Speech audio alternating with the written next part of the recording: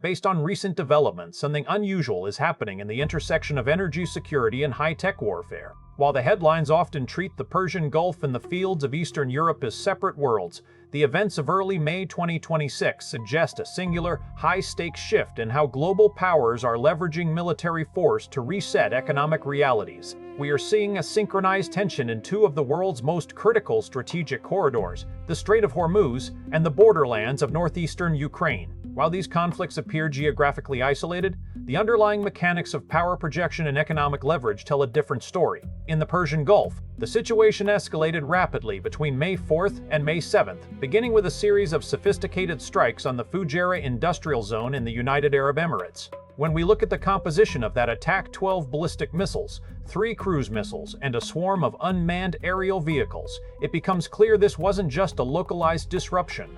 It was a targeted strike on a key node of regional energy infrastructure. Think of it like this. If the Strait of Hormuz is the world's primary energy highway, Fujairah is one of its most vital off-ramps.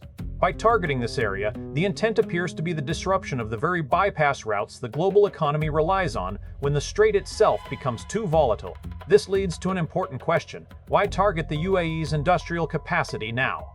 Based on available reporting, this maneuver forced a reaction that brought the U.S. Navy directly into the frame. On May 7th, a formidable surface group including the USS Truckton, the USS Rafael Peralta, and the USS Mason began a high-stakes transit through the Strait of Hormuz toward the Gulf of Oman.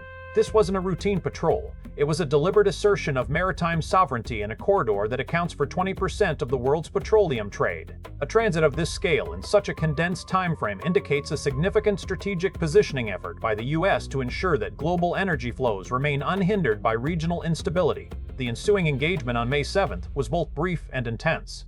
Iranian forces deployed a mix of anti-ship missiles, suicide drones, and high-speed boats against the U.S. vessels.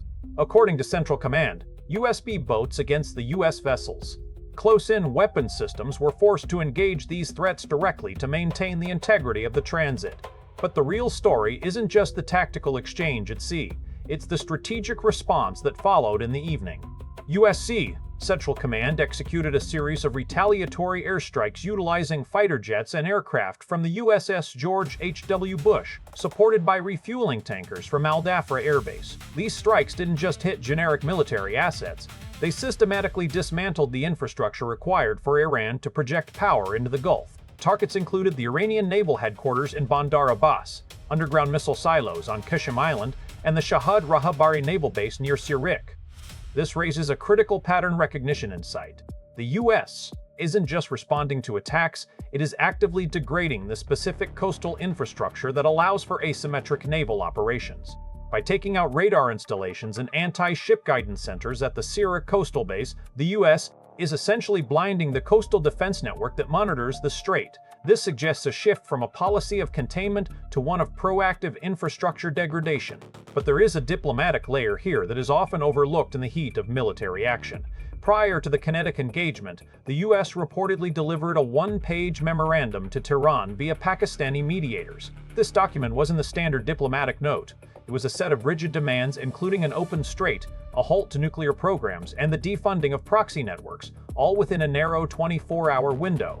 Analysts suggest this memorandum essentially functioned as a kinetic precursor, a final warning before the transition to direct military action. President Trump's recent statement reinforces this, suggesting that if a deal isn't signed fast, the next phase of response will be significantly more intense. This creates a high-pressure environment where the traditional wait-and-see approach to diplomacy has been replaced by a rapid-fire ultimatum system. This brings up an interesting contrast. While the Middle East is grappling with these overt displays of naval and air power, the conflict in Eastern Europe is evolving through a very different, highly technical lens. In both cases, however, the ability to control a specific geographic buffer zone has become the central point of failure for established regional powers. In the Pokrovsk and Volchansk sectors of Ukraine, the data suggests a war of roboticized attrition that is reaching a new level of intensity. During the first quarter of 2026, Ukrainian forces conducted over 24,500 unmanned missions. To put that in perspective, that's an average of nearly 270 drone operations every single day. This isn't just about the sheer volume of drones in the air, it's about the depth and precision of the strikes. Recent reporting shows Ukrainian UAV units striking Russian logistical routes as far as 160 kilometers behind the front lines, specifically targeting the T-059 and M14 highways near Mariupol. This ability to strike deep into the rear of a military operation changes the fundamental calculus of frontline sustainability. Think of these logistical routes as the nervous system of a modern military. When you can consistently sever these connections over 100 miles away, the entire frontline body begins to lose its ability to react or defend. This logistical pressure likely contributed to the failure of the Russian 69th Motorized Infantry Division to establish its intended buffer zone near Volchansk. Instead of a secure perimeter, the Russian military found itself facing a concentrated counteroffensive by Ukraine's 23rd Assault Battalion. By May 2026, Ukrainian forces had advanced to the village of Staritsia, placing them within 4 to 5 kilometers of the Russian border. This move is strategically significant because it puts Russian domestic territory within direct range of artillery and constant drone monitoring, effectively turning the intended buffer zone back against its creator. This raises an important question about the limits of traditional motorized infantry in an era of ubiquitous drone surveillance and precision fire. If a major power cannot establish a buffer zone just 5 kilometers from its own border, what does that say about the viability of traditional territorial defense in the 21st century?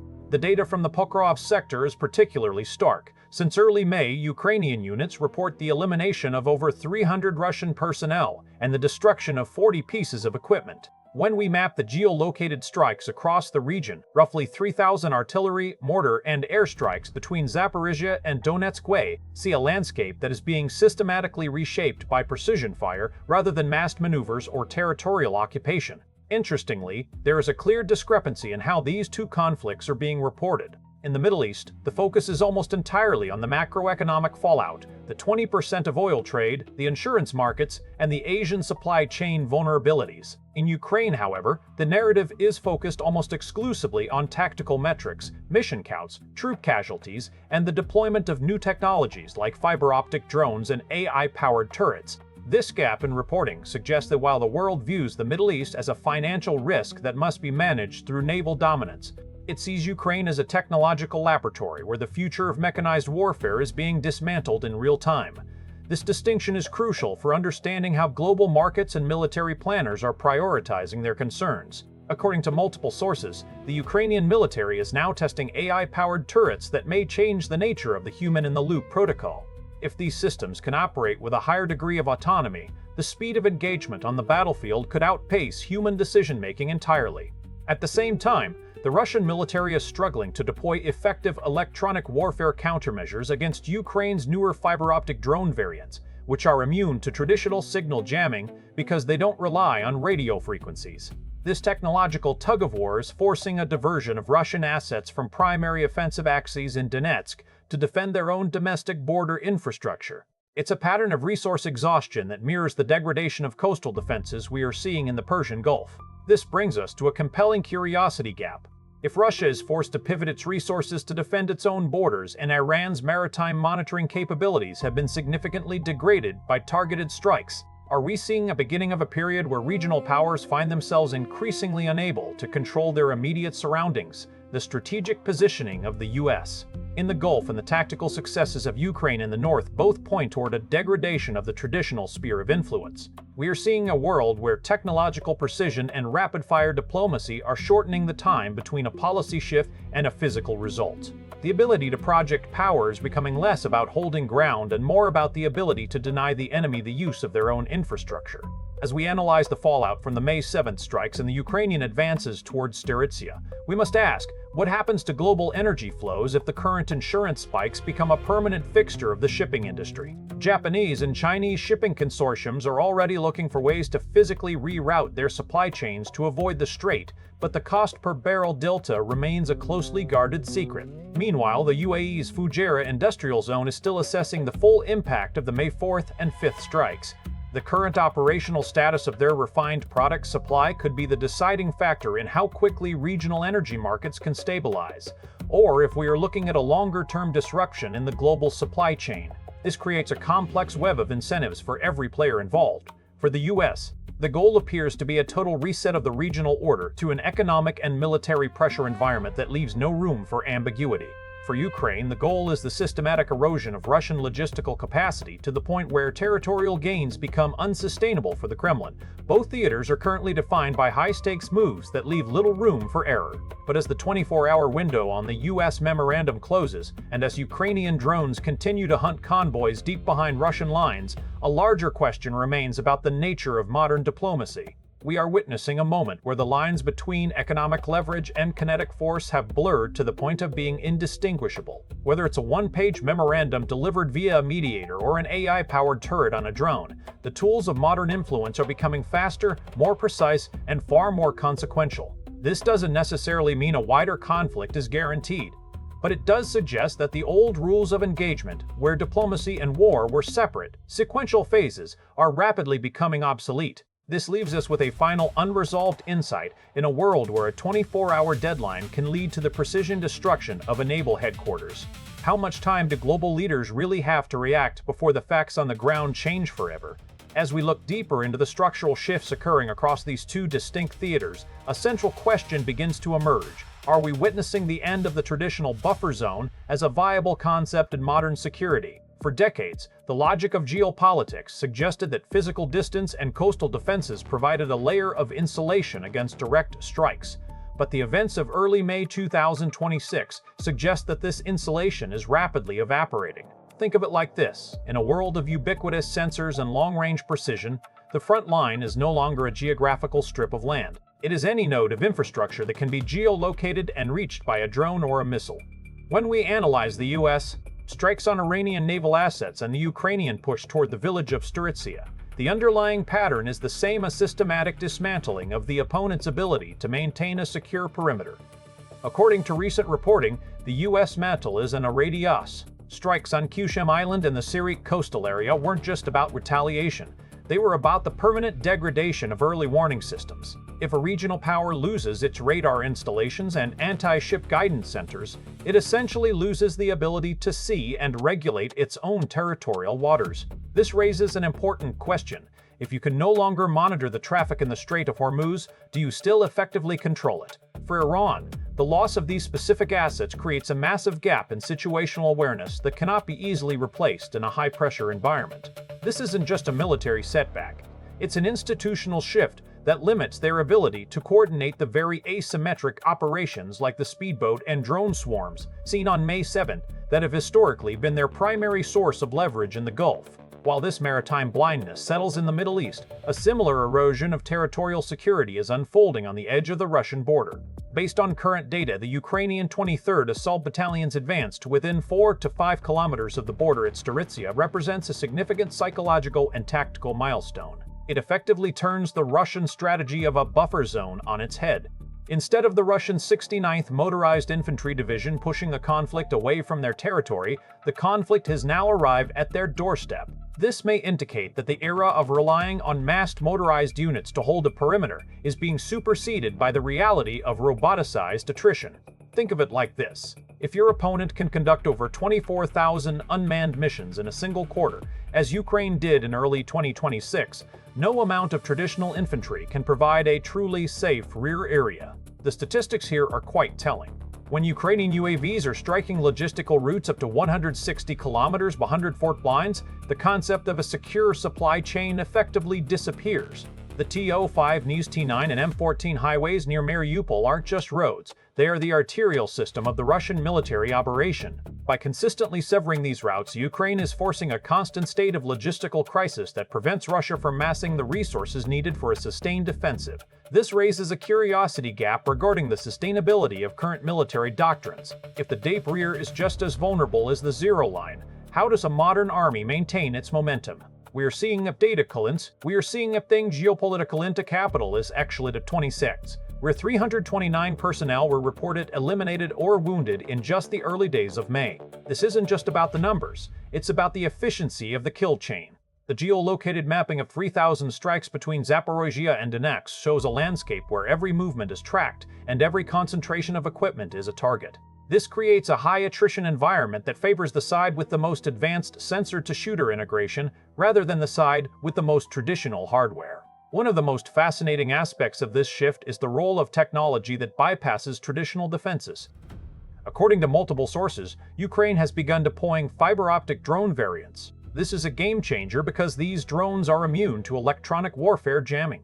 Since they are physically connected to their operators via a thin cable, they don't rely on the radio frequencies that Russian EW systems are designed to disrupt. It's like switching from a wireless network that can be hacked to a hardwired connection that is virtually unshakable.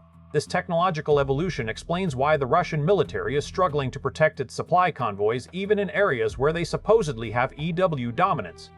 But the implications go beyond the battlefield. The financial impact of these disruptions is creating a new economic pressure environment that the world hasn't seen in decades. When tanker insurance premiums spiked following a maritime engagement in the Strait of Hormuz, it's not just a concern for shipping companies, it's a direct tax on global energy consumption. The 20% of the world's petroleum trade that passes through the strait is now operating under a cloud of elevated risk. This raises an important question. At what point do these insurance costs become so prohibitive that they force a permanent restructuring of global shipping lanes? Analysts suggest that we are already seeing the beginning of this restructuring. Japanese and Chinese shipping consortiums are actively exploring bypass routes to stabilize their energy supply lines. However, the physical reality is that these alternative routes, like those to Saudi Arabia, have limited capacity and higher operational costs. This creates a cost delta per barrel of oil that could ripple through the global economy for years. This isn't a temporary shock, it's a structural adjustment to a world where maritime choke points are no longer guaranteed to be open. The U.S. Memorandum to Iran, which demanded an open strait within 24 hours, was essentially a recognition of this reality. It was an attempt to use a kinetic precursor to force a return to the status quo, but the underlying vulnerability remains. This brings us to the diplomatic framing discrepancy mentioned in the briefing. The U.S. is treating its diplomacy as a high-speed, high-stakes ultimatum, while Russian initiatives are seen as stalling tactics born of a lack of momentum. This contrast is vital for understanding the future of global stability. When diplomacy is backed by the immediate threat of infrastructure destruction, the window for negotiation shrinks significantly. This 24-hour window diplomacy creates a hair-triggering environment where the risk of miscalculation is immense. If the Iranian government doesn't respond in time, or if the response is seen as insufficient, the transition back to kinetic strikes as seen on the evening of May 7th is almost instantaneous. The role of AI in this environment cannot be overstated. Are the AI-powered turrets being tested by Ukrainian forces operating with full autonomy, or is there still a human in the loop? This isn't just a technical question, it's a question of the speed of warfare. If an AI system can authorize a strike in milliseconds based on a sensor hit, it outpaces the ability of a human commander to intervene or escalate. This automation of the front line, combined with the deep strike capability of long-range drones, means that the window for decision-making is closing for everyone involved, from the soldier in the trench to the leader in the capital. Think of the Fujairah industrial zone as a microcosm of this new reality. Following the strikes on May 4th and 5th, the operational status of that zone became a critical data point for the entire region. If the UAE's refined product supply is significantly hampered, the pressure on the remaining global supply chain increases. It's a cascading effect. A drone strike in a coastal industrial zone leads to an insurance spike in London, which leads to an energy shortage in Tokyo, which leads to a diplomatic ultimatum from Washington. All of these events are connected by a single thread of infrastructure vulnerability. This raises a curiosity gap about the long-term viability of regional powers. If the hard facts of 2026 tell us that naval headquarters can be leveled in an evening and border zones can be turned into drone hunting grounds in a week, then the traditional metrics of power are being rewritten. We are moving away from a world of occupying territory and toward a world of denying infrastructure. In this new era, the winner isn't necessarily the one who can hold a village, but the one who can prevent their opponent from using a bridge, a radar tower, or a shipping lane. As we look toward the second half of 2026, the question of Russian diversion of assets becomes critical. If the Kremlin is forced to move military units from primary offensive axes in Donetsk to defend domestic border infrastructure near Storizia, the entire momentum of the Eastern European theater could shift. It's a zero-sum game of resources. You cannot strike deep into Ukrainian territory if you are constantly scrambling to protect your own logistical convoys 100 kilometers behind your own lines. This pattern of resource exhaustion is the ultimate goal of the roboticized attrition strategy we are seeing Ukraine employ. Meanwhile, the Middle East remains in a state of high-tension equilibrium. The U.S. has demonstrated that it can and will dismantle the infrastructure of any power that threatens the flow of global energy. but the underlying political grievances remain unresolved. This creates a scenario where we may see a cycle of degrade and reset, where infrastructure is destroyed, rebuilt, and then targeted again in a continuous loop of economic and military pressure.